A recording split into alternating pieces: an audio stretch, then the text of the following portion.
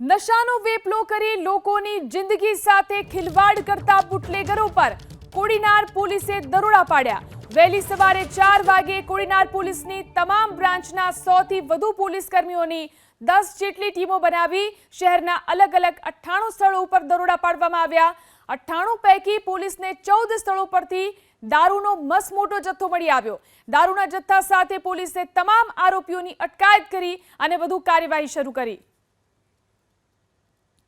ગીર સોમનાથ જિલ્લાના કોડીનાર શહેરમાં પોલીસ છે તે વહેલી સવારે ત્રાટકી છે। પોલીસની અલગ અલગ 10 ટીમો હતી।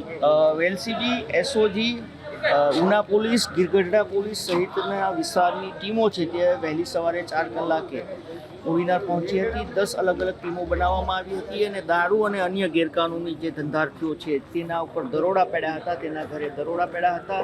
98 જેટલા પોલીસ પાસે નામો હતા જ્યાં દરોડા પાડવાના હતા। 96 જેટલા લોકો જે છે તેના ઘરે દરોડા પાડવામાં આવ્યા છે, જેમાંથી 14 જેટલા લોકો પકડાયા છે। અનેક લોકોના ઘરેથી દેશી દારૂ અને અન્ય ગેરકાનૂની વસ્તુઓ છે જે મળી આવી છે અને હાલ તમામ પોલીસનો કાફલો છે તે અહીંયા પર પહોંચ્યો છે। વહેલી સવારે 4 કલાકે મોટી સંખ્યામાં પોલીસ છે તે કોડીનાર શહેરની અંદર વહેલી સવારે 4 કલાકે અલગ અલગ વિસ્તારોમાં દરોડા પાડ્યા છે। દિલીપ મોરી, એબીપી અસ્મિતા, ગીર સોમનાથ।